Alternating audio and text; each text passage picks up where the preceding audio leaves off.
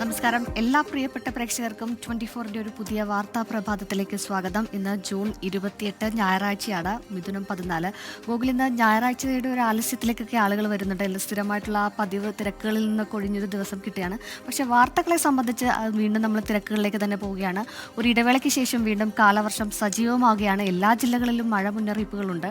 ഒപ്പം തന്നെ പശ്ചിമേഷ്യയിൽ നിന്ന് വരുന്നത് അവരുടെ വീണ്ടും അശാന്തിയുടെ വാർത്തകൾ വരികയാണ്. അങ്ങനെ ഒട്ടേറെ വാർത്തകളുണ്ടെന്ന്. തീർച്ചയായിട്ടും ലബനനിൽ ഇസ്രയേലിന്റെ ആക്രമണം ഉണ്ടാകുന്നു, ഇറാൻ അമേരിക്ക ആക്രമണങ്ങൾ തുടർക്കഥയാവുന്നു. വീണ്ടും പശ്ചിമേഷ്യ ഈ ധാരണാപത്രങ്ങളൊക്കെ നിൽക്കുമ്പോഴും, സമാധാന ധാരണാപത്രം നിൽക്കുമ്പോഴും വീണ്ടും യുദ്ധക്കളമായി മാറുന്നുവെന്ന ആശങ്കയാണ് ലോകത്തിലുള്ളത്. വെനസ്വേലയിൽ നിന്ന് ഇരട്ട ഭൂകമ്പത്തിന്റെ പിന്നാലെ മരണസംഖ്യ ഉയരുന്ന കണക്കുകളാണ് പുറത്തു വരുന്നത്. അങ്ങനെ അത്ര നല്ലതല്ലാത്ത വാർത്തകൾ ഒരു വശത്തുണ്ട്. പക്ഷേ മഴ എല്ലാ ജില്ലകളിലുമുണ്ട്. അപ്പോൾ ഒരു ഇടവേള, ചൂട്, അതെല്ലാം കഴിഞ്ഞ് വീണ്ടും കാലവർഷം കനക്കുന്നു. ഇന്ന് മുതൽ ഇനി അങ്ങോട്ട് നാളെയൊക്കെ ശരിക്കും നല്ല മഴ ലഭിക്കുമെന്നതാണ് കാലാവസ്ഥാ പ്രവചനമുള്ളത്. അപ്പോൾ മറ്റു വാർത്തകളേറെ, രാഷ്ട്രീയ വാർത്തകളും ഇന്ന് സജീവമാകുന്ന ദിവസമാണ്. ഞായറാഴ്ചയാണെങ്കിൽ പോലും എല്ലാ പ്രിയപ്പെട്ട പ്രേക്ഷകർക്കും ഒരു നല്ല ദിവസം ആശംസിക്കുന്നു.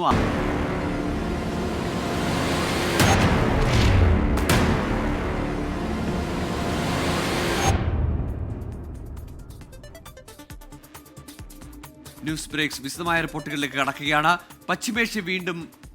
പശ്ചിമേഷ്യയിൽ വീണ്ടും സംഘർഷം കടുക്കുന്നു. ഇറാന് നേരെ വീണ്ടും അമേരിക്കൻ ആക്രമണം. ഹോർമൂസ് കടലിടുക്കിനോട് ചേർന്ന പ്രദേശങ്ങളാണ് അമേരിക്ക ആക്രമിച്ചത്. തെക്കൻ ലെബനോണിലെ ഇസ്രയേൽ ആക്രമണത്തിൽ ഒരാൾ കൊല്ലപ്പെട്ടു. സുരക്ഷാ കരാറിൽ ഒപ്പുവെച്ച് ഒരു ദിവസം തികയും മുൻപെയാണ് ലെബനോണിലേക്ക് ഇസ്രയേൽ ആക്രമണം നടത്തിയത്. അമേരിക്കയിൽ നിന്ന് വിശദാംശങ്ങളുമായി മധു കൊട്ടാരക്കര ചേരുന്നു. മധു കൊട്ടാരക്കര, നേരത്തെ തന്നെ ഒരു ഇടവേളയ്ക്ക് ശേഷം വീണ്ടും പശ്ചിമേഷ്യയിൽ സംഘർഷഭരിതമാവുകയാണ് കാര്യങ്ങൾ. കരാറുകളൊക്കെ തന്നെ ലംഘിക്കപ്പെടുന്ന ഒരു അവസ്ഥയിലേക്ക് എത്തുന്നു. എന്തൊക്കെയാണ് വിശദാംശങ്ങൾ? ഗുഡ് മോർണിംഗ് ഗോകുൽ, സൂര്യ.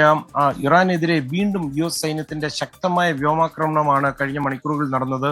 ഇറാന്റെ ഭാഗത്തു നിന്നുണ്ടാകുന്ന തുടർച്ചയായ പ്രകോപനങ്ങൾക്ക് അതിന് നേരിട്ടുള്ള മറുപടി നൽകുകയാണെന്നാണ് US സെൻട്രൽ കമാൻഡ് ഇത് സംബന്ധിച്ച് വ്യക്തമാക്കുന്നത്. അതേസമയം US പ്രസിഡന്റ് ഡൊണാൾഡ് ട്രംപിന്റെ പ്രത്യേക നിർദ്ദേശപ്രകാരമാണ് കഴിഞ്ഞ മണിക്കൂറിലെയും ആക്രമണം തുടർന്നത്. അത് മാത്രമല്ല, ഡൊണാൾഡ് ട്രംപിന്റെ പ്രസ്താവനയും വന്നിട്ടുണ്ട്. അദ്ദേഹം പറയുന്നത് ഒരുപക്ഷെ ഇറാനെതിരെയുള്ള സൈനിക നടപടി പൂർത്തിയാക്കേണ്ട ഒരു അവസ്ഥയിലേക്കാണ് കാര്യങ്ങൾ നീങ്ങുന്നത്. അങ്ങനെയാണെങ്കിൽ ഇറാൻ ഉണ്ടാകില്ലെന്നാണ് ട്രംപ് ഏറ്റവും ഒടുവിൽ പറഞ്ഞു വെക്കുന്നത്. ഇറാന്റെ ഈ സൈനിക നിരീക്ഷണ സംവിധാനങ്ങൾ, അതുപോലെ അവരുടെ വാർത്താവിനിമയ കേന്ദ്രങ്ങൾ, വ്യോമ പ്രതിരോധ കേന്ദ്രങ്ങൾ, അതുപോലെ ഡ്രോൺ സംഭരണശാലകൾ, മൈൻ വിന്യസിപ്പിച്ചിരിക്കുന്ന കേന്ദ്രങ്ങൾ, ഇവയൊക്കെയായിരുന്നു ഇന്നലെ US യുദ്ധവിമാനങ്ങൾ ലക്ഷ്യമിട്ടത്. വളരെ ശക്തമായ ആക്രമണമായിരുന്നു. നമുക്കറിയാം, വ്യാഴാഴ്ച ഹോർമൂസ് കടലിടുക്കിന് സമീപം ഒരു വാണിജ്യ കപ്പലിന് നേരെ ഇറാൻ ആക്രമണം നടത്തിയിരുന്നു. ഇതിന് തിരിച്ചടിയായി വെള്ളിയാഴ്ചയും ഹോർമൂസ് കടലിടുക്കിന് ചുറ്റുമുള്ള ഇറാനിയൻ കേന്ദ്രങ്ങളിൽ അമേരിക്ക വ്യോമാക്രമണം നടത്തിയിരുന്നു. ഇതിന്റെ തുടർച്ചയായിട്ടാണ് ഇപ്പോൾ ഈ ശനിയാഴ്ചയും ഇറാന്റെ തന്ത്രപ്രധാന ഈ സൈനിക ഇൻഫ്രാസ്ട്രക്ചറുകളൊക്കെ തകർത്ത് അമേരിക്ക വീണ്ടും വന്നിരിക്കുന്നത്. ഈ വെടിനിർത്തൽ കരാർ ലംഘിച്ച് ഇറാൻ വീണ്ടും പ്രകോപനം തുടരുന്ന ഒരു സാഹചര്യത്തിൽ US ശക്തമായ തിരിച്ചടി നൽകുകയാണെന്നാണ് ഇത് സംബന്ധിച്ചുള്ള സൈനിക വൃത്തങ്ങൾ വ്യക്തമാക്കുന്നത്. MV എവർ ലവ്ലി എന്ന കപ്പലിന് നേരെയായിരുന്നു നേരത്തെ ഇറാൻ ആക്രമണം നടത്തിയത്. എന്നാൽ അതിനുശേഷം ഈ പ്രശ്നങ്ങൾ പറഞ്ഞ് അവസാനിപ്പിക്കാം എന്നുള്ള ഒരു നിർദ്ദേശം മുന്നോട്ട് വന്നെങ്കിലും അത് ഇറാൻ നിരസിക്കുകയായിരുന്നു. ഇതിനെ തുടർന്ന് അവര് MT കിക്കു എന്ന് പറയുന്ന ഒരു കപ്പലിന് നേരെ വീണ്ടും ഡ്രോൺ ആക്രമണം നടത്തി. ഇതാണ് US സൈന്യത്തിനെ പ്രകോപിപ്പിച്ചത്. ഗോകുൽ, സൂര്യ. മധു, ഒരു കാര്യം കൂടിയുള്ളത്, ഇറാൻ അമേരിക്ക ധാരണാപത്രം അവിടെ നിൽക്കുമ്പോൾ തന്നെ ആക്രമണങ്ങൾ ഒരു വശത്ത് തുടർന്നു. ഇന്നലെ ഇസ്രയേലും ലെബനോനും തമ്മിലൊരു ലെബനോനിൽ ആക്രമണങ്ങൾ ഉണ്ടാകില്ല എന്ന തരത്തിലൊരു ധാരണയിലേക്ക് വരുന്നു, അല്ലെങ്കിൽ ഒരു കരാർ ഒപ്പിടുന്നു. ആ ഒപ്പിട്ട കരാറിന് മണിക്കൂറുകളുടെ പോലും ആവശ്യമുണ്ടാകുന്നില്ല എന്നതാണ് മറ്റൊരു വശം. തീർച്ചയായിട്ടും ഗോകുൽ, ഈ രണ്ട് ധാരണാപത്രവും കാറ്റിൽ പറത്തുന്ന രീതിയിലാണ് ഇരുപക്ഷത്തു നിന്നുള്ള സൈനിക നീക്കങ്ങൾ സംഭവിക്കുന്നത്. ഗോകുൽ സൂചിപ്പിച്ചതുപോലെ വാഷിംഗ്ടണിൽ വെച്ച് 5ാം വട്ട ചർച്ചയ്ക്ക് ശേഷമായിരുന്നു ഈ ഒരു ലെബനൻ ഇസ്രായേൽ കരാറും. അതുമാത്രമല്ല, 2 പ്രധാന മേഖലകളിൽ നിന്ന് സൈന്യത്തെ പിൻവലിക്കാമെന്ന് നെതന്യാഹു വാക്ക് നൽകിയതുമായിരുന്നു. എന്നാൽ ഹിസ്ബുള്ള ഈ ധാരണാപത്രത്തിനെതിരെ പരസ്യമായി രംഗത്ത് വരികയും ചെയ്തു. ഇതോടുകൂടിയാണ് ആ ധാരണാപത്രം പ്രകാരമുള്ള കാര്യങ്ങൾ നടക്കാതെ പോയത്. മറിച്ച് ഈ ഹോർമൂസ് കടലിടുക്കില് ഇറാനും അതുപോലെ തന്നെ അമേരിക്കയും ഈ കരാർ ലംഘനത്തിനുള്ള രീതിയിലുള്ള ആക്രമണം തുടർന്നോടുകൂടി ഇപ്പോൾ ഈ കരാറും ഏത് നിലയിൽ പോകുമെന്നുള്ള ഒരു ചോദ്യചിഹ്നം ബാക്കിയാകുകയാണ്. ഗോകുൽ, തീർച്ചയായും അത് ഏതായാലും തുടർ ചർച്ചകൾ, സമാധാന ചർച്ചകളൊക്കെ ഇനി എങ്ങനെ മുന്നോട്ട് പോകുമെന്നത് വലിയ ആശങ്കയാവുന്നുണ്ട്. പ്രത്യേകിച്ച് ആക്രമണം ഇരുപക്ഷത്തു നിന്നും ഇറാന്റെ ഭാഗത്തു നിന്നും അമേരിക്കയുടെ ഭാഗത്തു നിന്നും ഉണ്ടാകുന്നു. ഹോർമൂസ് വീണ്ടും അശാന്തമാകുന്നു. നിരവധി കപ്പലുകളാണ് അവിടെ കാത്തുകിടന്നത്. ആയിരക്കണക്കിന് കപ്പൽ ജീവനക്കാരാണ് അവരുടെ നാടുകളിലേക്ക് അല്ലെങ്കിൽ കപ്പലുകൾ ഈ ഹോർമൂസ് കടന്ന് പുറത്തേക്ക് പോകാൻ വേണ്ടി മാസങ്ങളായി കാത്തുകിടക്കുന്നത്. അവർക്കൊക്കെയും വലിയ ആശങ്ക ഉയർത്തുന്നതാണ് പുതിയ നീക്കങ്ങൾ. അതേസമയം തന്നെ ഇസ്രയേലും ലെബനോനിലേക്ക് ആക്രമണങ്ങൾ നടത്തുന്നു. അതും അവിടെ ഉണ്ടായ കരാറിനും ഒരു ദിവസത്തിന്റെ പോലും ആയുസ് ലഭിക്കുന്നില്ല എന്നത് ആശങ്കപ്പെടുത്തുന്നത് തന്നെയാണ്. മറ്റൊരു റിപ്പോർട്ടിലേക്ക്. രാജ്യത്ത് ഇന്ധനവില കുറയ്ക്കേണ്ടെന്ന നിലപാടിൽ ഉറച്ച് പൊതുമേഖലാ എണ്ണ കമ്പനികൾ. പശ്ചിമേഷ്യൻ സംഘർഷ സമയത്ത് നേരിട്ട നഷ്ടം മറികടക്കാൻ കൂടുതൽ സമയം വേണമെന്നാണ് കമ്പനികൾ കേന്ദ്രത്തോട് ആവശ്യപ്പെട്ടിരിക്കുന്നത്. അന്താരാഷ്ട്ര തലത്തിൽ ക്രൂഡിന്റെ വില വൻതോതിൽ കുറഞ്ഞെങ്കിലും തൽക്കാലം ഇന്ത്യയിലെ വിലയിൽ തൽസ്ഥിതി തുടരാനാണ് കേന്ദ്ര സർക്കാരും തീരുമാനിച്ചിരിക്കുന്നത്. ഇറാൻ അമേരിക്ക സമാധാന കരാറിന്റെ പുരോഗതിയും എണ്ണ കമ്പനികൾ നിരീക്ഷിക്കുന്നുണ്ട്. ആഗോളതലത്തിൽ എണ്ണശേഖരം ചുരുങ്ങുന്നതിനാൽ ക്രൂഡിന്റെ വില വീണ്ടും ഉയരുമെന്നും വിദഗ്ധർ വിലയിരുത്തുന്നു. എന്നാൽ രാജ്യത്ത് അടുത്ത മാസം ആദ്യം പാചകവാതക വിലയിൽ ചില പരിഷ്കരണങ്ങൾ ഉണ്ടാകുമെന്നും സൂചനയുണ്ട്. സംസ്ഥാനത്തെമ്പാടും ഇന്ന് മഴ മുന്നറിയിപ്പിട്ടുണ്ട്. ഒരിടവേളയ്ക്ക് ശേഷം സംസ്ഥാനത്ത് ഇന്ന് അതിതീവ്ര മഴയ്ക്ക് സാധ്യത. എല്ലാ ജില്ലകളിലും കേന്ദ്ര കാലാവസ്ഥാ വകുപ്പ് മഴ മുന്നറിയിപ്പ് നൽകി. 4 ജില്ലകളിൽ അതിതീവ്ര മഴയ്ക്കുള്ള ഓറഞ്ച് അലർട്ട്. കോഴിക്കോട്, വയനാട്, കണ്ണൂർ, കാസർഗോഡ് ജില്ലകളിലാണ് മുന്നറിയിപ്പ്. തിരുവനന്തപുരം മുതൽ മലപ്പുറം വരെയുള്ള ജില്ലകളിൽ യെല്ലോ അലർട്ട് നിലനിൽക്കുകയാണ്. തിരുവനന്തപുരത്ത് നിന്ന് റിനു ശ്രീധർ ചേരുന്നു. ഒപ്പം കൊച്ചിയിൽ നിന്ന് ലാൽകൃഷ്ണൻ ചേരും. കോഴിക്കോട് നിന്ന് അജി കുഞ്ഞുമോനും വിവരങ്ങൾ നൽകും. ആദ്യം റിനു ശ്രീധറിലേക്ക് പോകുന്നു. Rinu, good morning. ഇന്ന് മുതൽ അങ്ങോട്ടേക്ക് കനക്കും മഴ എന്നതായിരുന്നു പ്രവചനം. പ്രത്യേകിച്ച് നാളെ മുതൽ അങ്ങോട്ടേക്ക് ശക്തിയായി കാലവർഷം തിരിച്ചു വരുമെന്നതായിരുന്നു മുമ്പത്തെ പ്രവചനം. ഇന്ന് തന്നെ നല്ല മഴ ലഭിക്കുമെന്ന് പ്രതീക്ഷിക്കാം. എങ്ങനെയാണ് മുന്നറിയിപ്പ്? എങ്ങനെയാണ് സർക്കാരിന്റെ ഭാഗത്തു നിന്നും വിവിധ ഏജൻസികളുടെ ഭാഗത്തു നിന്നുള്ള മുന്നൊരുക്കങ്ങൾ? Good morning Gokul. എന്തായാലും സംസ്ഥാനത്ത് അതിതീവ്ര മഴയ്ക്ക് സാധ്യതയുണ്ട് എന്ന് തന്നെയാണ് കേന്ദ്ര കാലാവസ്ഥാ നിരീക്ഷണ കേന്ദ്രം മുന്നറിയിപ്പായി തന്നെ നൽകുന്നത്. പ്രധാനമായും വടക്കൻ കേരളത്തിലാണ് ഇത്തരത്തിൽ ഒരു അതിതീവ്ര മഴയ്ക്ക് സാധ്യതയുണ്ട് എന്നുള്ള ഒരു മുന്നറിയിപ്പ് നൽകിയിരിക്കുന്നത്. 4 ജില്ലകളിൽ ഓറഞ്ച് അലർട്ട് കൂടി പ്രഖ്യാപിച്ചിട്ടുണ്ട്. കോഴിക്കോട്, വയനാട്, കണ്ണൂർ, കാസർഗോഡ് ജില്ലകളിലാണ് ഓറഞ്ച് അലർട്ട് പ്രഖ്യാപിച്ചിട്ടുള്ളത്. തിരുവനന്തപുരം മുതൽ മലപ്പുറം വരെയുള്ള ബാക്കി ജില്ലകളിലും അലർട്ടുണ്ട്. യെല്ലോ അലർട്ടാണ് പ്രഖ്യാപിച്ചിട്ടുള്ളത്. നിലവിൽ കേന്ദ്ര കാലാവസ്ഥാ നിരീക്ഷണ കേന്ദ്രം അതിതീവ്ര മഴയ്ക്ക് സാധ്യത മുന്നറിയിപ്പ് ഒക്കെ തന്നെ നൽകുന്നുണ്ട്. പക്ഷേ നിലവിൽ തെക്കൻ കേരളത്തിൽ അതിശക്തമായിട്ടുള്ള മഴയ്ക്ക് ഇപ്പോൾ മഴ ഇല്ല എന്ന് തന്നെ പറയേണ്ടി വരും. രാവിലെ മഴയുണ്ടോ എന്ന് ചോദിച്ചാൽ ചെറിയ രീതിയിലുണ്ട്, ഇല്ലേ എന്ന് ചോദിച്ചാൽ എല്ലാ രീതിയിലാണ് മഴയുടെ ഒരു സാഹചര്യം എന്ന് പറയുന്നത്. പക്ഷേ ദുരന്ത നിവാരണ അതോറിറ്റി പ്രത്യേക മുന്നറിയിപ്പൊന്നും തന്നെ അലർട്ടുകളൊന്നും തന്നെ പ്രഖ്യാപിച്ചിട്ടില്ല എന്നുള്ളതാണ്. പ്രാദേശിക മേഖലകളിലടക്കം വലിയ മഴയില്ല, മഴയുടെ സാന്നിധ്യമില്ല എന്ന് തന്നെയാണ് നമുക്ക് മനസ്സിലാക്കാൻ വേണ്ടി കഴിയുന്നത്. തീരദേശ മേഖലകളിലും ചില മുന്നറിയിപ്പുകൾ നേരത്തെ നൽകിയിരുന്നെങ്കിലും ഇപ്പോൾ ആ മുന്നറിയിപ്പ് ഇല്ല. കടലിൽ പോകരുത് എന്നുള്ള മുന്നറിയിപ്പൊക്കെ തന്നെ നൽകിയിരുന്നു. പക്ഷേ ഇപ്പോൾ അതിൽ എന്തായാലും 40 മുതൽ 60 കിലോമീറ്റർ വേഗതയിൽ തീരദേശത്ത് അതിശക്തമായിട്ടുള്ള കാറ്റിന് സാധ്യതയുണ്ട് എന്നുള്ള ഒരു മുന്നറിയിപ്പ് കൂടി നൽകുന്നുണ്ട് കേന്ദ്ര കാലാവസ്ഥാ നിരീക്ഷണ കേന്ദ്രം. ഗോകുൽ, ശരി. റിനു ശ്രീധറാണ് തിരുവനന്തപുരത്ത് നിന്നുള്ള വിവരങ്ങൾ നൽകിയത്. തെക്കൻ കേരളത്തിൽ പ്രത്യേകിച്ച് തിരുവനന്തപുരത്ത് അങ്ങനെ കാര്യമായ മഴ ഇപ്പോൾ ഇല്ല എന്ന് മനസ്സിലാക്കുന്നു. ഇനി കൊച്ചിയിൽ നിന്ന് ലാൽകൃഷ്ണ ചേരുന്നുണ്ട്. Lal, good morning. രാവിലെ എറണാകുളത്ത് നല്ല മഴയുണ്ടായിരുന്നു. നഗരത്തിലടക്കം ശക്തിയായ മഴ പെയ്തു. ഇപ്പോൾ എങ്ങനെ മഴ ഒഴിഞ്ഞു നിൽക്കുകയാണോ അതോ ഇനി അങ്ങോട്ടേക്ക് മഴ പെയ്യുമെന്ന സൂചനയാണോ? അന്തരീക്ഷം മേഘാവൃതമാണോ? Good morning Gokul. നമ്മൾ ഈ ലൈവിന് തൊട്ട് മുമ്പ് വരെ ഇവിടെ നല്ല മഴയായിരുന്നു.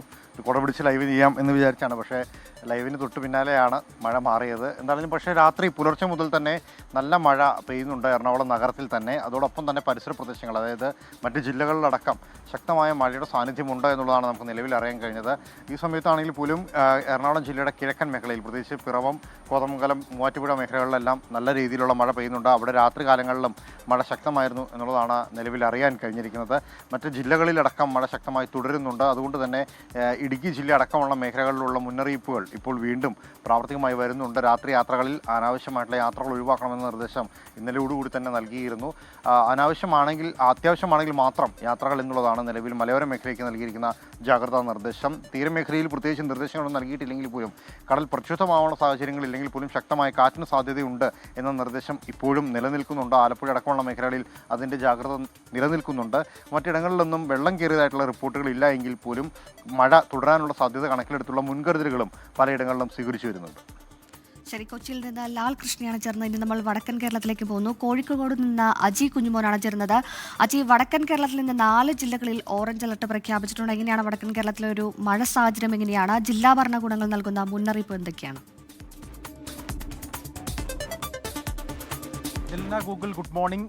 വടക്കൻ കേരളത്തിൽ ഓറഞ്ച് അലർട്ട് ഉണ്ടെങ്കിലും ശക്തമായ മുന്നറിയിപ്പുകളൊക്കെ ജില്ലാ ഭരണകൂടവും കാലാവസ്ഥാ നിരീക്ഷണ കേന്ദ്രം നൽകിയെങ്കിലും വടക്കൻ കേരളത്തിൽ പലയിടത്തും മഴയില്ല എന്നുള്ളതാണ് യാഥാർത്ഥ്യം. കോഴിക്കോട് ജില്ലയിൽ പോലും ഓറഞ്ച് അലർട്ടാണ് പറഞ്ഞത്. പക്ഷേ കോഴിക്കോട് ജില്ലയിൽ കിഴക്കൻ മേഖലകളിലും മലയോര മേഖലകളിലൊക്കെ ഇടപെട്ടുള്ള ഒരു മഴ മാത്രമാണ്.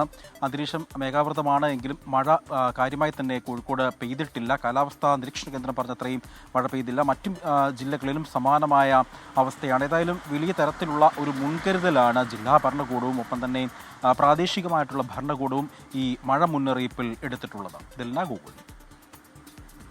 കോഴിക്കോട് താമരശ്ശേരിയിൽ 10ാം ക്ലാസ്സുകാരന്റെ വാട്ടർ ബോട്ടിലിൽ നിന്ന് വ്യാജമദ്യം കണ്ടെത്തിയ സംഭവത്തിൽ പ്രതിയായ വിദ്യാർത്ഥിയുടെ രണ്ടാനച്ഛനായുള്ള തിരച്ചിൽ ഊർജിതമാക്കുകയാണ് പോലീസ്. അജി കുഞ്ഞുമോനുണ്ട് കോഴിക്കോട് നിന്ന് വിവരങ്ങളുമായി.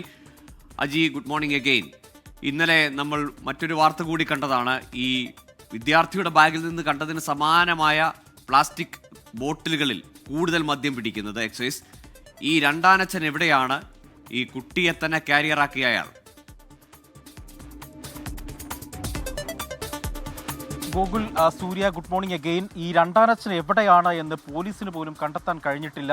എക്സൈസും പോലീസും ഇയാൾക്ക് വേണ്ടിയുള്ള തെരച്ചിൽ ഊർജിതമാക്കിയിട്ടുണ്ട്. കേരള മനസ്സാക്ഷി തന്നെ ഞെട്ടിക്കുന്ന ഒരു സംഭവമായിരുന്നു താമരശ്ശേരിയിൽ നിന്നും നമ്മൾ കേട്ടത്. കാരണം 10ാം ക്ലാസ്സിൽ പഠിക്കുന്ന വിദ്യാർത്ഥിയുടെ ബാഗിൽ നിന്നാണ് 100-ലധികം വരുന്ന ചെറിയ തലത്തിലുള്ള കുപ്പികൾ കണ്ടെത്തിയത്. ഇതിന് സമാനമായ കുപ്പികൾ വ്യാജമദ്യവും ഈ മേഖലകളിൽ നിന്ന്, അതായത് ഈ കുട്ടി താമസിക്കുന്ന മേഖലകളിൽ നിന്നും കണ്ടെത്തിയിട്ടുണ്ട്. ഇതിൽ പ്രധാനമായും കുട്ടിയുടെ രണ്ടാനച്ഛനാണ് ഈ കേസിലെ പ്രധാന പ്രതി എന്നാണ് പോലീസ് സംശയിക്കുന്നത്. അതുകൊണ്ട് തന്നെയാണ് ഇയാൾക്ക് വേണ്ടിയുള്ള തിരച്ചിൽ പോലീസും എക്സൈസും തന്നെ ആരംഭിച്ചിരിക്കുന്നത്. ഈ കുട്ടിയുടെ ബാഗിൽ നിന്ന് ഈ വ്യാജമദ്യം കണ്ടെത്തിയ സംഭവവുമായി ബന്ധപ്പെട്ട് ഈ കുട്ടിയിൽ നിന്നും കുട്ടിയുടെ സഹപാഠികളിൽ നിന്നും വിവരം ലഭിച്ച സാഹചര്യത്തിൽ പോലീസും എക്സൈസും ഈ താമരശ്ശേരിയിലും ഒപ്പം തന്നെ വനമേഖലയിലും അടക്കം പരിശോധനകൾ നടത്തിയിരുന്നു. ആ പരിശോധനയിലാണ് ഇന്നലെ 110 ലിറ്റർ വരുന്ന ചാരായം വ്യാജമദ്യം പിടികൂടിയത്. അതുകൊണ്ട് തന്നെ ശക്തമായ പരിശോധന ഈ വനമേഖലയിലടക്കം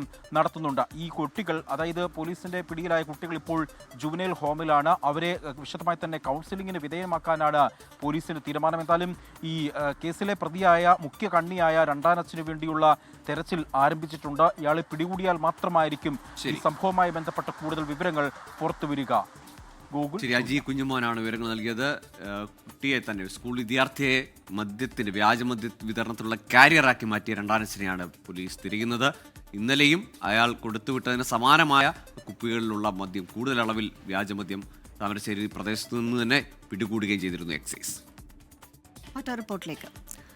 വീര്യം കുറഞ്ഞ മദ്യത്തിന്റെ നികുതി ഇളവുമായി സർക്കാർ മുന്നോട്ട്. വീര്യം കുറഞ്ഞ മദ്യത്തിന്റെ നികുതി കുറച്ചതുൾപ്പെടുത്തി ധനബില്ലിന്റെ കരട് പ്രസിദ്ധീകരിച്ചു. ജൂലൈ 1-ന് ബില്ല് നിയമസഭയിൽ അവതരിപ്പിക്കും. ബിൽ പാസ്സായാലും വിൽപ്പനയ്ക്ക് അനുമതി നൽകില്ലെന്നാണ് സർക്കാരിന്റെ അവകാശവാദം. റിനു ശ്രീധർ ചേരുന്നുണ്ട് തിരുവനന്തപുരത്ത് നിന്ന്. ഒരിക്കൽ കൂടി റിനു, വലിയ വിവാദങ്ങൾ, വലിയ പ്രതിഷേധം, മുന്നണിക്കകത്ത് നിന്ന്, പാർട്ടിക്കകത്ത് നിന്ന് മുതിർന്ന നേതാവ് VM സുധീരൻ ഉയർത്തുന്ന പ്രതിരോധങ്ങൾ, അതിനെയെല്ലാം മറികടന്നുകൊണ്ട് മുഖ്യമന്ത്രി ധനബില്ലിൽ ആ നികുതി ഇളവ് മുന്നോട്ട് കൊണ്ടുപോവുകയാണോ, അല്ലെങ്കിൽ അതിൽ മാറ്റമില്ലാതെ ഒരു യൂട്ടേൺ ഇനി ഇല്ല എന്ന നിലപാടിൽ ഉറച്ചു നിൽക്കുകയാണോ? അങ്ങനെ ധനബില്ല് വന്നു കഴിഞ്ഞാൽ പിന്നെ എന്താണ്? ആ നികുതി ഇളവ് പ്രാബല്യത്തിലായല്ലോ.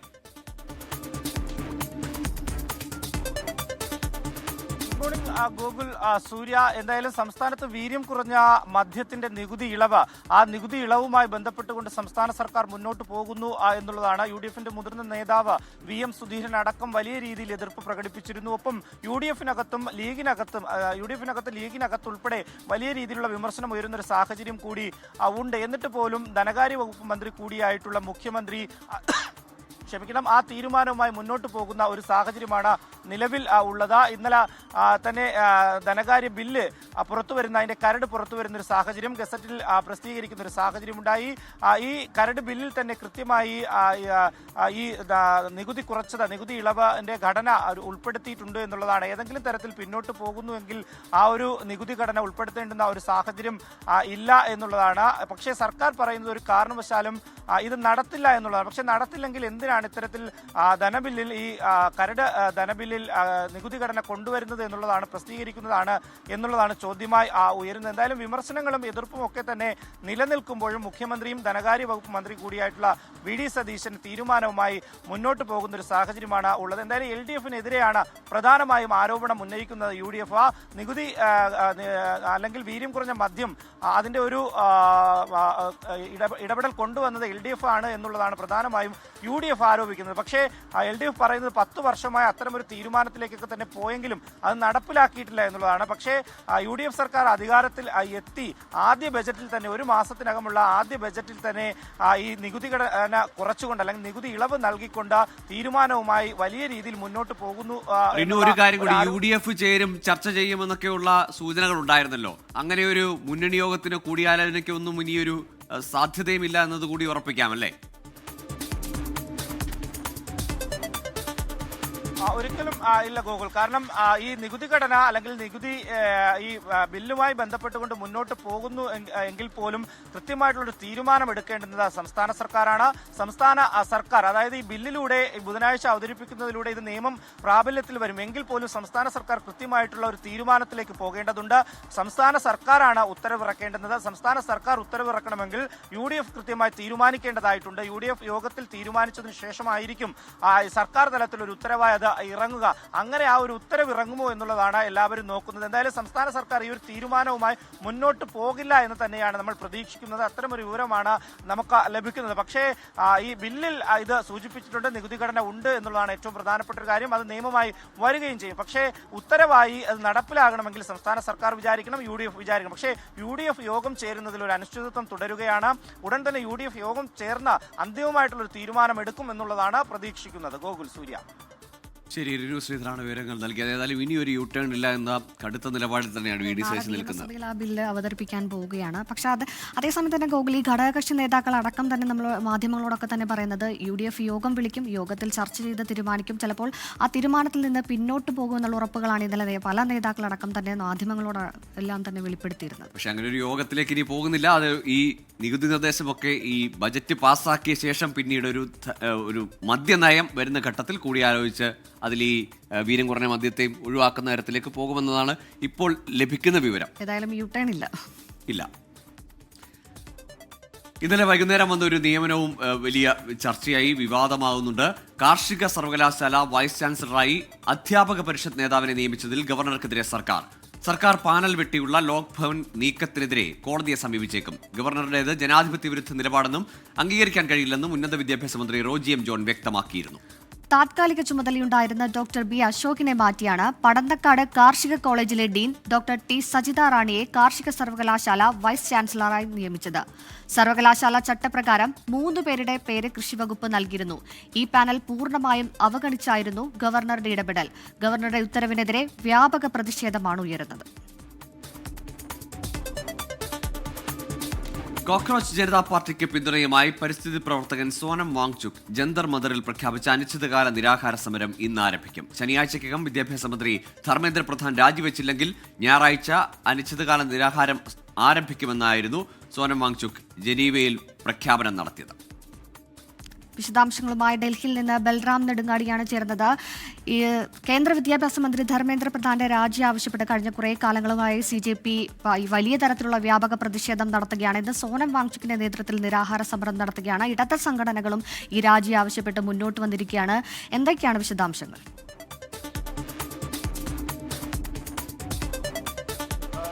ഗോകുൽ, കഴിഞ്ഞ ഒരാഴ്ചയായി CJP ഡൽഹിയിലെ ജന്തർ മന്ദിറിൽ കേന്ദ്ര വിദ്യാഭ്യാസ മന്ത്രി ധർമ്മേന്ദ്ര പ്രധാന്റെ രാജി ആവശ്യപ്പെട്ടുള്ള പ്രതിഷേധത്തിലാണ്. ഈ പ്രതിഷേധം തുടങ്ങുന്ന ഘട്ടത്തിൽ പരിസ്ഥിതി പ്രവർത്തകൻ സോനം വാങ്ചുക് ആ പ്രതിഷേധ റാലിയിൽ പങ്കെടുത്ത് സംസാരിച്ചിരുന്നു. തുടർന്ന് അദ്ദേഹം കഴിഞ്ഞ ദിവസമാണ് ജനീവയിൽ വെച്ച് ഇത്തരത്തിൽ ഒരു അന്ത്യശാസനം കേന്ദ്ര വിദ്യാഭ്യാസ മന്ത്രി ധർമ്മേന്ദ്ര പ്രധാന് രാജിവെക്കാൻ നൽകിയത്. ഈ ശനിയാഴ്ചയ്ക്കകം രാജിവെച്ചില്ലെങ്കിൽ ഞായറാഴ്ച മുതൽ താൻ ഡൽഹി ജന്തർ മന്ദിറിൽ അനിശ്ചിതകാല നിരാഹാര സമരം ആരംഭിക്കുമെന്നായിരുന്നു അദ്ദേഹത്തിന്റെ പ്രഖ്യാപനം. ആ ഒരു സമയപരിധി കഴിഞ്ഞിരിക്കുകയാണ്. ഈ ഒരു പശ്ചാത്തലത്തിലാണ് അദ്ദേഹം ഇന്നു മുതൽ ജന്തർ മന്ദിറിൽ പ്രതിഷേധമായി നിരാഹാര സമരം ആരംഭിക്കുന്നത്. അനിശ്ചിതകാല നിരാഹാര സമരത്തിനാണ് അദ്ദേഹം പ്രഖ്യാപനം നടത്തിയിരിക്കുന്നത്. ഇന്ന് രാവിലെ 11 മണിക്ക് സോനം വാങ്ചുക് ജന്തർ മന്ദിറിൽ എത്തും എന്നാണ് അഭിജിത് ദീപ്കെ CJP സ്ഥാപകൻ അറിയിച്ചിരിക്കുന്നത്. അതുകൊണ്ട് തന്നെ പുതിയൊരു ഊർജ്ജമാണ് സോനം വാങ്ചുക്കിന്റെ വരവോടുകൂടി ഈ CJPയുടെ പ്രതിഷേധത്തിന് ലഭിക്കുന്നത്. കഴിഞ്ഞ ഒരാഴ്ച ആയി സമരം നടന്നു വരുന്നുണ്ട് എങ്കിലും ആദ്യ ദിനം ലഭിച്ച വലിയ ജനപിന്തുണ ഉണ്ടായിരുന്നില്ല. വിദ്യാർത്ഥികളുടെയും യുവാക്കളുടെയും വലിയ തോതിലുള്ള സ്വാധീനം ഉണ്ടായിരുന്നില്ല എങ്കിലും പ്രതിഷേധം തുടരുകയായിരുന്നു. എന്നാൽ ഇന്ന് സോനം വാങ്ചുക് കൂടി എത്തുന്നതോടെ ഈ പ്രതിഷേധത്തിന് കൂടുതൽ ഊർജ്ജം ലഭിക്കുമെന്നാണ് പ്രതീക്ഷിക്കുന്നത്. അതേസമയം ഡൽഹിയിൽ ശക്തമായ സുരക്ഷാ ക്രമീകരണങ്ങൾ ഡൽഹി പോലീസ് ഏർപ്പെടുത്തിയിട്ടുണ്ട്. സോനം വാങ്ചുക്കിന്റെ നിരാഹാര സമര പ്രഖ്യാപനവുമായി ബന്ധപ്പെട്ട ജന്തർ മന്ദിറിന് പരിസരത്തിന് ഒപ്പം തന്നെ മറ്റിടങ്ങളിൽ കൂടി വിന്യാസം പോലീസ് ശക്തമാക്കിയിരിക്കുന്നു. കഴിഞ്ഞ ദിവസം രാത്രി മുതൽ തന്നെ പരിശോധനകൾ അടക്കമുള്ളവ ശക്തമാക്കിയിട്ടുണ്ട് പോലീസ്. എന്തായാലും വിദ്യാഭ്യാസ മന്ത്രിയുടെ രാജി അത് ഉണ്ടാകാതെ പിന്നോട്ടില്ല എന്ന നിലപാടിൽ തന്നെ ഉറച്ചു നിൽക്കുകയാണ് CJP. മറ്റ് ഇടത് വിദ്യാർത്ഥി സംഘടനകൾ SFI, AASF, ഐസ അടക്കമുള്ള ഇടത് വിദ്യാർത്ഥി സംഘടനകളും ഈ പ്രതിഷേധത്തിന് പിന്തുണ പ്രഖ്യാപിച്ചിട്ടുണ്ട്. കഴിഞ്ഞ ഒരാഴ്ചയായി നടന്നു വരുന്ന സമരത്തിൽ ഈ വിദ്യാർത്ഥി സംഘടനകളുടെ പങ്കാളിത്തവും ഉണ്ട്. ഇന്നത്തോടെ ഈ സമരം കൂടുതൽ ഊർജം ലഭിക്കും എന്ന ഒരു കണക്കുകൂട്ടലാണ് വിദ്യാർത്ഥി സംഘടനകൾക്കെല്ലാം തന്നെയുള്ളത്. അതേസമയം ചർച്ചകൾക്ക് മറ്റുമായി സർക്കാർ ഇതുവരെയും തയ്യാറായിട്ടുമില്ല.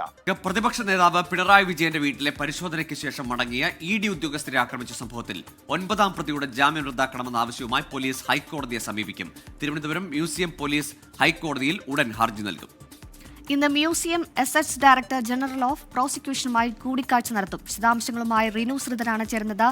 റിനു, ഈ 9ാം പ്രതിക്ക് നൽകിയ ജാമ്യവുമായി ബന്ധപ്പെട്ട് ഇന്നലെ തന്നെ കക്ഷി ചേർന്നിരുന്നു ED. ഇന്ന് പോലീസ് പ്രോസിക്യൂഷനെ സ്പെഷ്യൽ പ്രോസിക്യൂഷനെ ആവശ്യപ്പെട്ട് ഇന്ന് ചർച്ച നടത്തുകയാണ്. എന്തൊക്കെയാണ് വിശദാംശങ്ങൾ?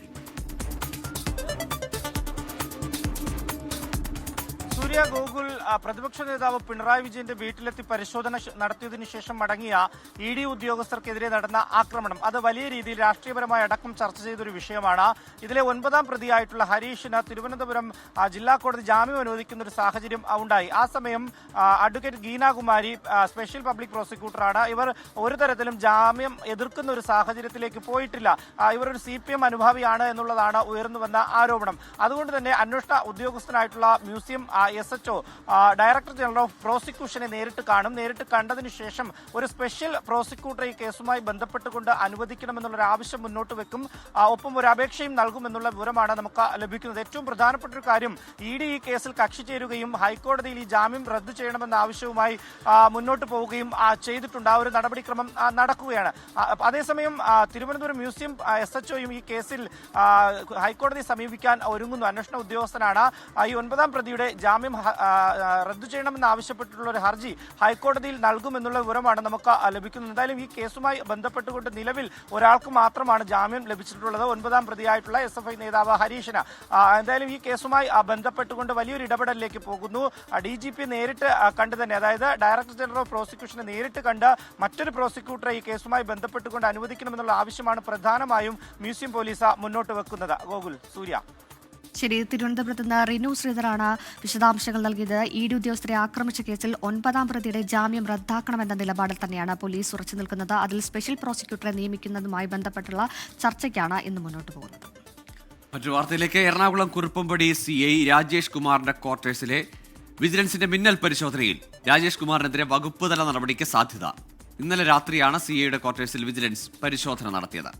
പരിശോധനയിൽ 40,000 രൂപ കണ്ടെത്തിയിരുന്നു. വിശദാംശങ്ങളുമായി ലാൽ കൃഷ്ണയാണ് ചേർന്നത്. ലാൽ, ഇന്നലെ രാത്രിയിൽ നടന്ന പരിശോധനയിലാണ് ഇത്രയും 40,000-ഓളം രൂപ കണ്ടെത്തിയിരുന്നത്. ഇദ്ദേഹത്തിന്റെ മുറിയിൽ മറ്റൊരു കേസിൽ ഒരു പ്രതി ഉണ്ടായിരുന്നു എന്നതടക്കമുള്ള വിവരങ്ങൾ ഇന്നലെ പുറത്തു വരികയാണ്. എന്തൊക്കെയാണ് പോലീസ് സ്വീകരിക്കുന്ന മുൻ നടപടികൾ?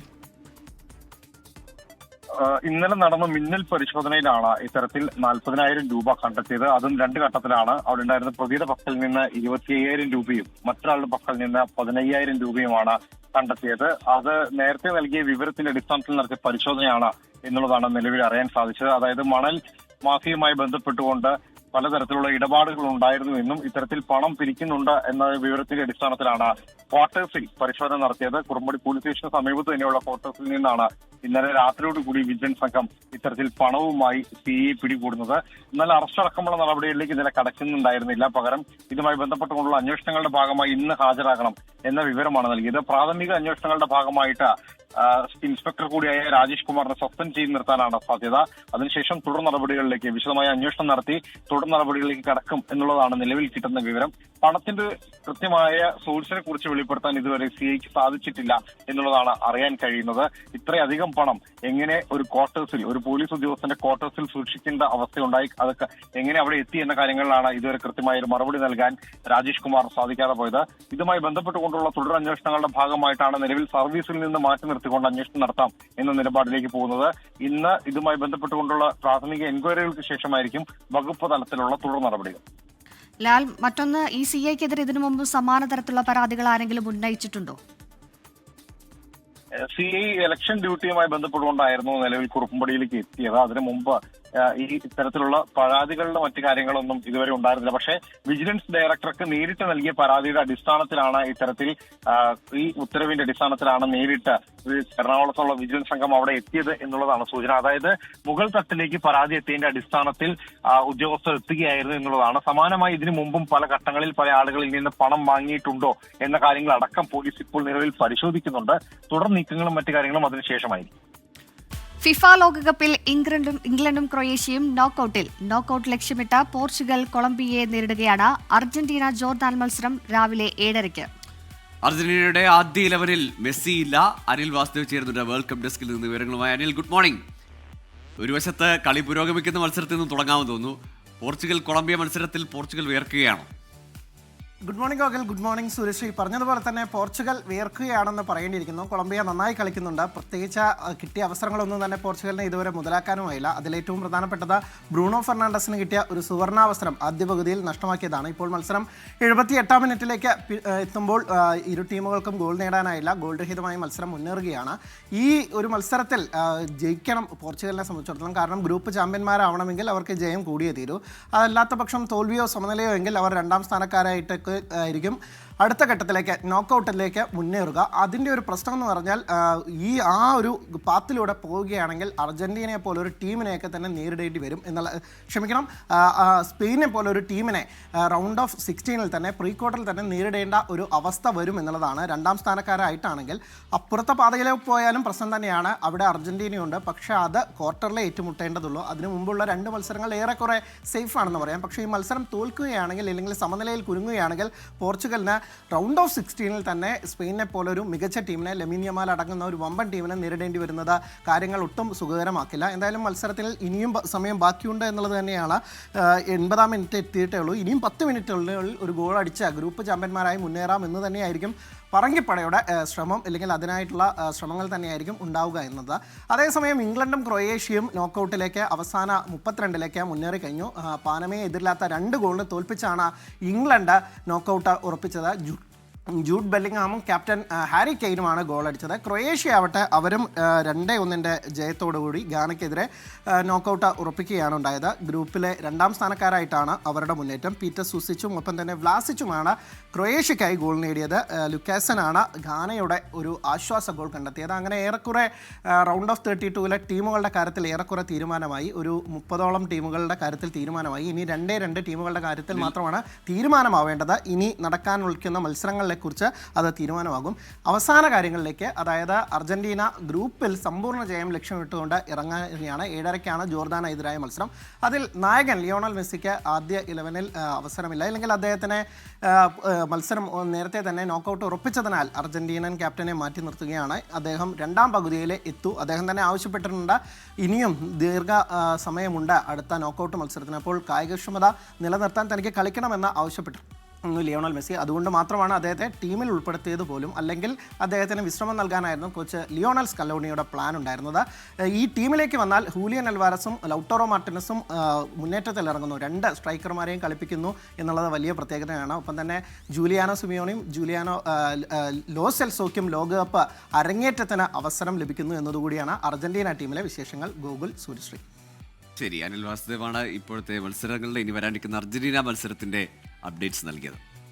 അത് ജയം ഉറപ്പിച്ചെന്ന കരുത്തർ കളത്തിലിറങ്ങിയാണ്. മത്സരത്തിന് ഏതാനും നിമിഷങ്ങൾ മാത്രമാണ് ബാക്കിയുള്ളത്. ഫിഫ ലോകകപ്പ് ഗ്രൂപ്പ് റൗണ്ടിലെ അവസാന മത്സരങ്ങൾക്കായി ലിയോണൽ മെസ്സിയുടെ അർജന്റീന കളത്തിലേക്ക്. മെസ്സി മാജിക്കിൽ ലോക ചാമ്പ്യന്മാരായ അർജന്റീന നോക്കൌട്ട് ഉറപ്പിച്ചു കഴിഞ്ഞു. രാവിലെ 7:30-ക്കാണ് മത്സരം. മത്സരത്തിന്റെ ആവേശമാണ്, കത്തിരിപ്പാണ് ആരാധകർ എവിടെയും. കോഴിക്കോട് നിന്ന് നമ്മൾ അജി കുഞ്ഞുമോനിലേക്ക് പോവുകയാണ്. അജി, ഇപ്പോൾ പോർച്ചുഗൽ മത്സരത്തിന്റെ ആവേശത്തിലാവും അവിടുത്തെ കാണികൾ. പക്ഷേ ഇതുവരെ ഗോളടിക്കാത്തതിന്റെ ഒരു ചെറിയ നിരാശയുണ്ടോ എന്ന് ചോദിക്കണം. പക്ഷേ അത് കഴിഞ്ഞാൽ അർജന്റീനയുടെ മത്സരമാണ്. മെസ്സി ആദ്യ 11-ൽ ഇറങ്ങുന്നില്ല.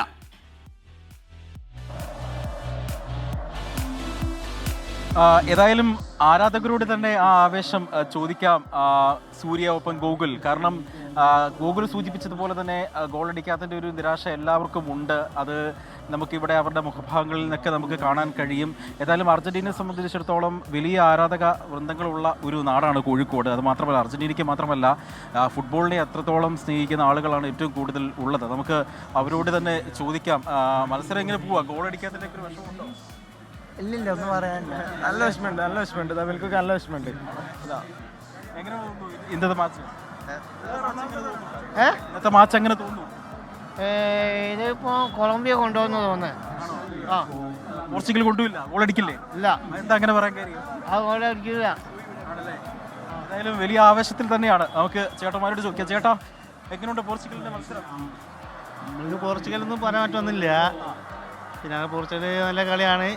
ക്രിസ്റ്റ്യാനോ റൊണാൾഡോ നല്ല പെർഫോമൻസാണ്. പിന്നെന്ന് വെച്ചാൽ പോർച്ചുഗൽ കടക്കുമെന്ന് വിചാരിക്കുന്നു. അർജന്റീനയുടെ മത്സരത്തെ എങ്ങനെ നോക്കി കാണുന്നത്? അർജന്റീന മത്സരം തന്നെ മെസ്സി ഗോളടിക്കുന്നതാണ് പ്രതീക്ഷ. കാരണം അർജന്റീന എന്തായാലും സെമി ഫൈനലിൽ കടക്കുമെന്ന് വിചാരിക്കുന്നു. ചേട്ടാ, പോർച്ചുഗലിന്റെ കളി എങ്ങനെയുണ്ട്? 2 കൂട്ടരും ഇപ്പോൾ ഉഷാറായിട്ടാണ് കളിക്കുന്നത്. ആര് ജയിക്കുന്നു പറയാൻ പറ്റാത്തൊരവസ്ഥയിലാണ് ഇപ്പോൾ. കട്ടക്ക് നിൽക്കുക. കട്ടക്ക് തന്നെ പോർച്ചുഗൽ ജയിക്കണമെന്നാണ് ആഗ്രഹം. പക്ഷേ പിന്നെ ഇതുവരെയും ഗോളൊന്നും അടിക്കാത്തതിൻ്റെ ഒരു വിഷമമുണ്ടോ? വിഷമമുണ്ട്. കാരണം റൊണാൾഡോ ഒക്കെ തലയും കളിക്കല്ലേ, ഗോൾ വരുന്നില്ല രണ്ടും. ഓക്കെ, ഏതായാലും ആരാധകരെ സംബന്ധിച്ചിടത്തോളം ഫുട്ബോളിനെ അത്രത്തോളം സ്നേഹിക്കുന്ന ആളുകളാണ് കോഴിക്കോടുള്ളത്. അപ്പം ഈ മഴയുടെ ഒരു അന്തരീക്ഷമൊക്കെ ഉണ്ട്. അപ്പോൾ അതിനെയൊക്കെ അവഗണിച്ചുകൊണ്ടാണ് ഈ കാണുന്ന ആളുകളൊക്കെ ഇവിടെ ഇങ്ങനെ നമുക്ക് അവരുടെ മുഖഭാഗങ്ങളൊക്കെ കണ്ടാൽ അറിയാം. അത്രയും ആകാംക്ഷയോടെയും ക്യൂരിയോസിറ്റിയോടും കൂടെയാണ് അവർ നിൽക്കുന്നത്, പോർച്ചുഗലിൻ്റെ ആരാധകർ. മാത്രമല്ല, 7:30-ക്ക് അർജന്റീനയുടെ മത്സരമുണ്ട്. അപ്പോൾ അർജന്റീന മത്സരം കാണാൻ വേണ്ടിയും ഒട്ടനവധി ഫാൻസുകാരെ നമുക്ക് ഇവിടെ കാണാൻ കഴിയും. ഗൂഗിൾ. ശരി അജി, ഏതായാലും അവിടെ മഴയൊന്നും ആരാധകരുടെ ഫുട്ബോൾ ആവേശത്തെ തണുപ്പിക്കുന്നില്ല. റോണോ ഒരു ഗോളടിക്കും, പോർച്ചുഗലിനെ രക്ഷിക്കും അല്ലെങ്കിൽ വിജയിപ്പിക്കും എന്നതാണ് പോർച്ചുഗൽ ആരാധകരുടെ പ്രതീക്ഷ. ഇനി മെസ്സി ഇല്ലാതെയാണ് അർജന്റീന ആദ്യ 11 ഇറങ്ങുന്നത് എങ്കിൽ പോലും ആരാധകർ അവിടെ നിലയുറപ്പിച്ചു കഴിഞ്ഞു അടുത്ത 7 മത്സരത്തിനായി. തുടർച്ചയായ 6 ലോകകപ്പുകളിൽ ഗോൾ സ്കോറർ എന്ന ചരിത്രം കുറിച്ച പോർച്ചുഗൽ ക്യാപ്റ്റൻ ക്രിസ്റ്റ്യാനോ റൊണാൾഡോയുടെ 48 അടി കട്ടൌട്ട് സ്ഥാപിച്ച് പോർച്ചുഗൽ ഫാൻസ്. കാസർഗോഡ് പൂച്ചക്കാട്ടെ റൊണാൾഡോ ഫാൻസിന്റേതാണ് വടക്കൻ കേരളത്തിലെ ഏറ്റവും ഉയരം കൂടിയ കട്ടൌട്ട്.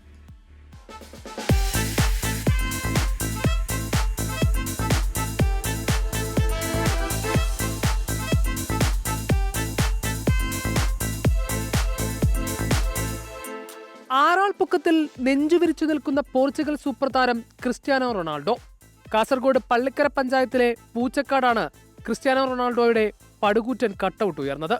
കളിക്കമ്പം കയറിയാൽ പിന്നെ ഇതല്ല ഇതിനപ്പുറവുമെന്ന് ആരാധകർ. ഏകദേശം 4 നില കെട്ടിടത്തിന് ഉയരത്തോളം വലിപ്പമുള്ള ഭീമൻ കട്ടൗട്ടാണ് ഇവിടെ ക്രിസ്റ്റ്യാനോ റൊണാൾഡോയുടെ സ്ഥാപിച്ചിട്ടുള്ളത്. പോർച്ചുഗൽ ഫാൻസിനോടൊപ്പം മറ്റുള്ള മുഴുവൻ ഫാൻസുകൾ പൂച്ചക്കാട് എന്ന പ്രദേശത്തെ മുഴുവൻ ഫുട്ബോൾ പ്രേമികളുടെ സഹായത്തോടു കൂടിയാണ് ഇത്തരത്തിലുള്ള കൂറ്റൻ കട്ടൗട്ട് ഇവിടെ സ്ഥാപിക്കാൻ സാധിച്ചിട്ടുള്ളത്. 1 ലക്ഷത്തോളം രൂപയും 10 ദിവസത്തെ അധ്വാനവുമാണ് പൂച്ചക്കാട്ട് റൊണാൾഡോ ഫാൻസ് ഇതിനായി നീക്കിവെച്ചത്.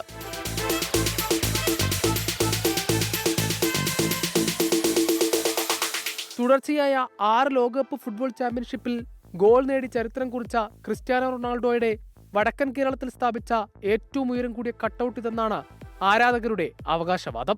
24 കാസർഗോഡ്. 2026 കേരള എഞ്ചിനീയറിംഗ് ഫാർമസി പ്രവേശന പരീക്ഷകളിൽ പാലാ ബ്രില്യൻ സ്റ്റഡി സെന്ററിന് ചരിത്ര വിജയം. എഞ്ചിനീയറിംഗ് വിഭാഗത്തിൽ 1ാം റാങ്ക് ഉൾപ്പെടെ ആദ്യ 20 റാങ്കുകളും ബ്രില്യന്റിലെ വിദ്യാർത്ഥികൾക്കാണ്. ഫാർമസി വിഭാഗത്തിലെ ആദ്യ 2 റാങ്കുകളും SC വിഭാഗത്തിലെ 1ാം റാങ്കും ബ്രില്യൻ സ്വന്തമാക്കി. കേരളത്തിലെ എൻട്രൻസ് പരിശീലന രംഗത്ത് വീണ്ടും ചരിത്രം കുറിച്ച് പാലാ ബ്രില്യന്റ്. ഇത്തവണത്തെ കീം പരീക്ഷയിൽ എഞ്ചിനീയറിംഗ് വിഭാഗത്തിൽ ആദ്യ 20 റാങ്കും ബ്രില്യന്റിലെ വിദ്യാർത്ഥികൾക്കാണ്. എറണാകുളം അങ്കമാലി സ്വദേശി റോഷൻ രാജുവിനാണ് എഞ്ചിനീയറിംഗ് വിഭാഗത്തിൽ 1ാം റാങ്ക്. ഉന്നത വിദ്യാഭ്യാസ മന്ത്രി റോജി എം ജോണും ബ്രില്യന്റ് ഡയറക്ടർ സെബാസ്റ്റ്യൻ ജി മാത്യുവും വീട്ടിലെത്തി റോഷനെ അനുമോദിച്ചു.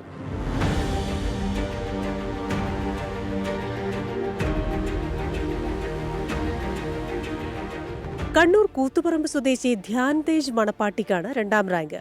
ബ്രില്യന്റിലെ 1 വർഷത്തെ റിപ്പീറ്റേഴ്സ് ബാച്ചിലൂടെയാണ് ധ്യാനിന്റെ നേട്ടം.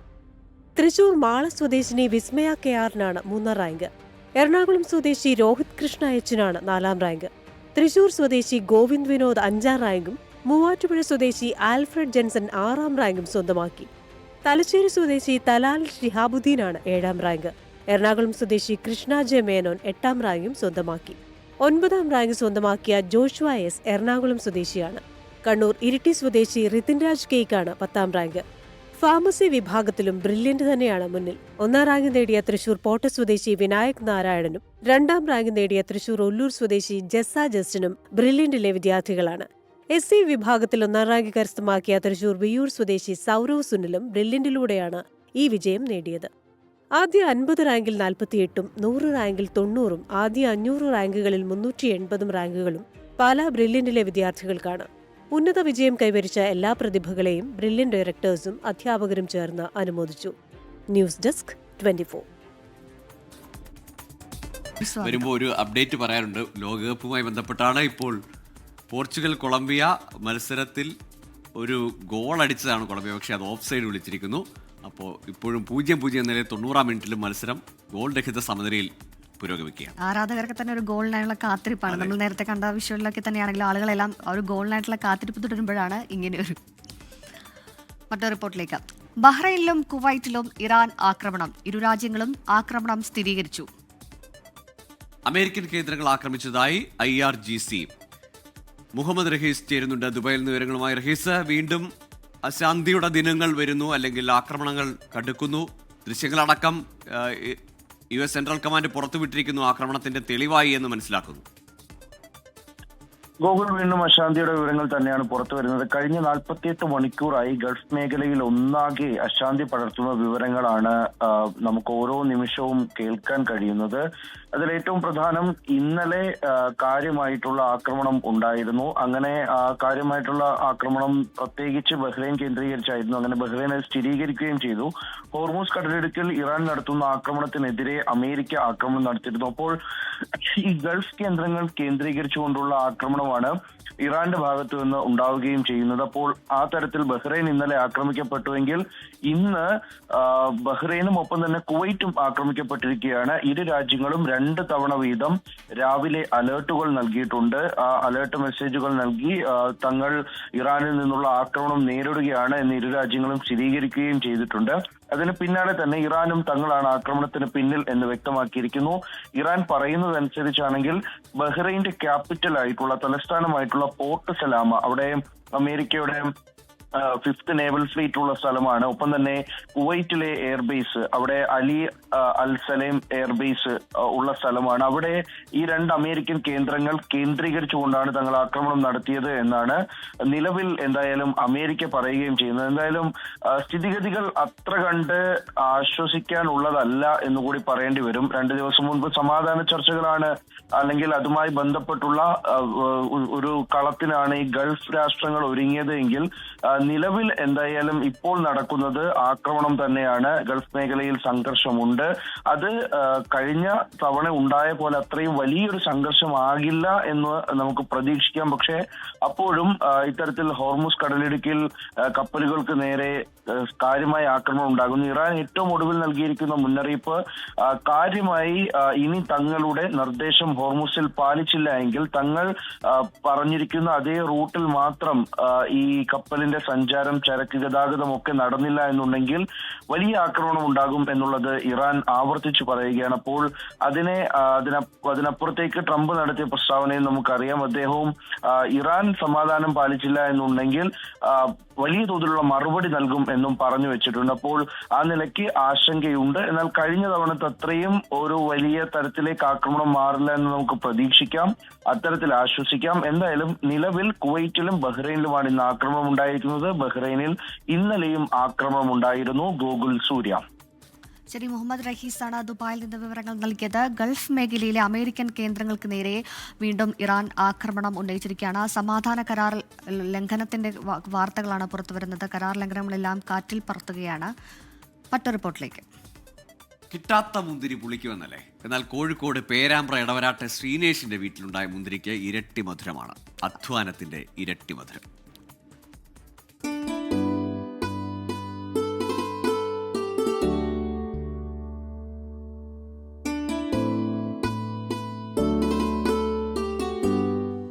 പരീക്ഷണമെന്ന രീതിയിലാണ് ശ്രീനേഷ് മുന്തിരി കൃഷി ആരംഭിച്ചത്.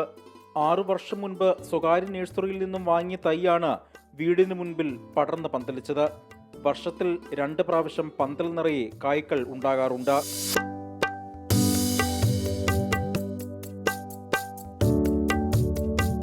വർഷത്തിൽ 2 തവണ ചെറിയ തണ്ടുകളും ഇലകളും മുഴുവൻ വെട്ടിമാറ്റും. മുന്തിരിവള്ളിയുടെ ചുവട്ടിൽ തണുത്ത വെള്ളവും ഒഴിക്കും. കായ്കൾ വലുതാകാൻ തുടങ്ങിയാൽ എല്ലാ ദിവസവും രാവിലെ തണുത്ത വെള്ളം കായ്കളിലേക്ക് സ്പ്രേ ചെയ്യും. വർഷത്തിൽ ഓരോ വിളവെടുപ്പിലും 2 കിലോ മുന്തിരി വരെ ലഭിക്കാറുണ്ട് എന്ന് ശ്രീനേഷ് പറയുന്നു. ഇപ്പോൾ ഒരു 4 വർഷത്തോളം നമ്മൾ ഇതിൻ്റെ മുകളിൽ വർഷവും 2 സീസണായിട്ട് കായ്കൾ ഉണ്ടാകുന്നുണ്ട്.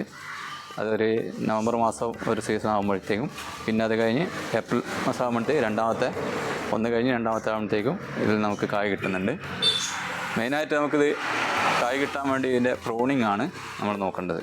മുന്തിരിക്ക് പുറമെ ഡ്രാഗൺ, അനാർ, മാവുകൾ എന്നിവ ടെറസിന്റെ മുകളിൽ കൃഷി ചെയ്യുന്നുണ്ട്. ഡ്രമ്മിലാണ് കൃഷി. ആവശ്യമുള്ള സ്ഥലങ്ങളിലേക്ക് യഥേഷ്ടം മാറ്റിവെക്കുവാനും സ്ഥലം ലാഭിക്കാൻ കഴിയുമെന്നുമാണ് ശ്രീനേഷ് പറയുന്നത്. 24 കോഴിക്കോട്. തിരുവനന്തപുരം കോർപ്പറേഷനിലെ UDF അവിശ്വാസ പ്രമേയ തീരുമാനത്തിൽ നിലപാട് വ്യക്തമാക്കാതെ LDF. അടുത്ത ദിവസമാണ് കോർപ്പറേഷനിലെ നിർണായക കൗൺസിൽ യോഗം. വിഷയത്തിൽ സംസ്ഥാന കമ്മിറ്റി നിലപാട് കാത്തിരിക്കുകയാണ് കോർപ്പറേഷനിലെ LDF നേതൃത്വം. അതേസമയം ജയിലിൽ കഴിയുന്ന വാഴോട്ടുകോണം കൗൺസിലർ R സുഗതനെ അതിവേഗം സത്യപ്രതിജ്ഞയ്ക്ക് എത്തിക്കാനുള്ള നിയമ പോരാട്ടങ്ങൾ സജീവമാക്കുകയാണ് BJP നേതൃത്വം. സുഗതനെ തിരികെ എത്തിക്കാൻ സാധിച്ചില്ലെങ്കിൽ തിരുവനന്തപുരം നഗരസഭ അധികാര അട്ടിമറിയിലേക്ക് പോകാനുള്ള സാധ്യതകൾ ഏറുകയാണ്.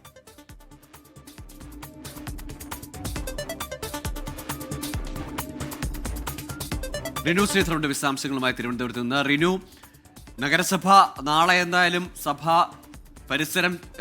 നഗരസഭയുടെ പരിസരം ചൂടുപിടിക്കുമെന്ന് ഉറപ്പാണ്. വലിയ പ്രതിഷേധങ്ങൾക്ക് UDF ആഹ്വാനം ചെയ്തിട്ടുണ്ട്. ഒപ്പം ഈ അവിശ്വാസ പ്രമേയ നീക്കവും LDF ഇപ്പോഴും ഒരു ആശയക്കുഴപ്പമുണ്ടോ? പിന്തുണയ്ക്കണോ വേണ്ടയോ എന്ന കാര്യത്തിൽ? തീർച്ചയായും ഗൂഗിൾ, അത്തരമൊരു ആശയക്കുഴപ്പം നിലനിൽക്കുന്നുണ്ട്. കാരണം കോൺഗ്രസിനൊപ്പം എങ്ങനെ നിൽക്കും BJPയെ നേരിടാൻ എന്നുള്ളതാണ് ഏറ്റവും പ്രധാനമായും LDF-നകത്തുള്ള ആശയക്കുഴപ്പം. അതേസമയം BJP-യെ പുറത്തിറക്കുവാൻ വേണ്ടിയിട്ടുള്ള ഒരു ആദ്യ അവസരമാണ് കിട്ടിയിരിക്കുന്നത്. അത് ഏത് വിധേനയും മുതലാക്കണമെന്നുള്ള ഒരു വിലയിരുത്തൽ കൂടി CPM-നകത്തുണ്ട്. എന്തായാലും CPM-ന്റെ സംസ്ഥാന കമ്മിറ്റിയുടെ ഒരു അനുമതിക്ക് വേണ്ടി കാത്തിരിക്കുകയാണ് ജില്ലാ ഘടകം. V. ശിവൻകുട്ടി ഉൾപ്പെടെയുള്ള നേതാക്കൾ, V. ജോയി ഉൾപ്പെടെയുള്ള നേതാക്കൾ തള്ളുന്നില്ല ഈ കോൺഗ്രസിനൊപ്പം നഗരസഭയിൽ നിലനിൽക്കുന്ന ഒരു സാഹചര്യം. എന്തായാലും കോൺഗ്രസിന്റെ വിമതനായിട്ടുള്ള ഒരു കൗൺസിലറുണ്ട്, സുധീഷ. അദ്ദേഹത്തെ മുൻനിർത്തിക്കൊണ്ട് അടുത്ത ദിവസം ഈ നടക്കുന്ന കൗൺസിൽ യോഗത്തിലൂടെ ഒരു ഇടപെടൽ നടത്തുവാൻ വേണ്ടി തന്നെയാണ് ഇപ്പോൾ തീരുമാനിച്ചിരിക്കുന്നത്. എന്തായാലും നാളെ നിർണായകമായിട്ടുള്ള കൗൺസിൽ യോഗം നടക്കുകയാണ്. ഒപ്പം നാളെ UDF-ന്റെ വലിയൊരു പ്രതിഷേധം നഗരസഭയിലേക്ക് നടക്കാനും പോകുന്നു. വലിയ രീതിയിൽ പ്രക്ഷുബ്ധമാകും തിരുവനന്തപുരം നഗരസഭ നാളെ എന്നുള്ളതിൽ യാതൊരുവിധ സംശയമില്ല. അതേസമയം 3 യോഗങ്ങളിൽ തുടർച്ചയായി പങ്കെടുത്തില്ലെങ്കിൽ അസാധുവാകും കൗൺസിലർ സ്ഥാനം എന്നുള്ളതിൽ ഉറപ്പില്ല ഈ സുഗതന്റെ. അതേസമയം സുഗതനെ ജയിലിൽ നിന്ന് ജാമ്യത്തിൽ ഇറക്കി കൊണ്ടുവന്ന് വീണ്ടും സത്യപ്രതിജ്ഞ ചെയ്യുവാൻ വേണ്ടിയിട്ടുള്ള ഒരു നടപടിയിലേക്ക് പോവുകയാണ്. നിലവിലിപ്പോൾ നാളെ കൂടി പങ്കെടുക്കാതിരുന്നാൽ 3 പ്രാവശ്യം ആബ്സെന്റ് ആകുന്ന ഒരു സാഹചര്യത്തിലേക്ക് സുഗതൻ പോകുമെന്നാണ് LDF ആരോപിക്കുന്നത്. അതേസമയം കഴിഞ്ഞ 2 കൗൺസിൽ യോഗങ്ങളിലും സുഗതൻ പങ്കെടുത്തു എന്നുള്ളതാണ് BJP പറയുന്നത്. അറ്റൻഡൻസ് മാർക്ക് ചെയ്തിട്ടുണ്ട് എന്നുള്ളതാണ്. നാളെ പങ്കെടുക്കാതിരുന്നാൽ അത് ആദ്യ കൗൺസിലായി മാറും എന്നുള്ളതാണ്. എന്തായാലും അവിശ്വാസം പാസ്സാക്കുവാൻ കഴിയുമോ എന്നുള്ളതാണ് ഏറ്റവും പ്രധാനമായിട്ടുള്ള കാര്യം. അവിശ്വാസ പ്രമേയം മുന്നോട്ട് വെച്ചുകൊണ്ട് പോകും. കോൺഗ്രസിന്റെ ഭാഗത്ത് നിന്നായിരിക്കും അത്തരമൊരു ഇടപെടൽ ഉണ്ടാവുക എന്നുള്ളതാണ്. ഏതായാലും നാളെ തിരുവനന്തപുരം നഗരസഭയിൽ കാര്യങ്ങൾ ചൂടുപിടിക്കുമെന്ന് ഉറപ്പാണ്. പ്രതിഷേധവും ഒപ്പം അവിശ്വാസ പ്രമേയ നീക്കവുമാണ്. ഇനി UDF-ന്റെ അവിശ്വാസ പ്രമേയത്തെ പിന്തുണയ്ക്കുമോ എന്നത് മാത്രമാണ് നിലപാട് എന്താണെന്നാണ് നോക്കിക്കാണേണ്ടിയിരിക്കുന്നത്. ഇപ്പോൾ വരുന്ന ഒരു ലോകകപ്പ് അപ്ഡേറ്റിലേക്കാണ്. പോർച്ചുഗലിന് സമനില. കൊളംബിയയാണ് പോർച്ചുഗലിനെ സമനിലയിൽ കുരുക്കിയത്. റോണോയുടെ പോർച്ചുഗൽ 2ാം സ്ഥാനക്കാരായാണ് നോക്കൌട്ടിലേക്ക് കടക്കുന്നത്. ഗ്രൂപ്പ് കെയിൽ ചാമ്പ്യന്മാരായിരിക്കുന്നത് കൊളംബിയയാണ്. ഇതോടെ ന്യൂസ് ബ്രേക്സിന്റെ സമയം പൂർണ്ണമാകുകയാണ്.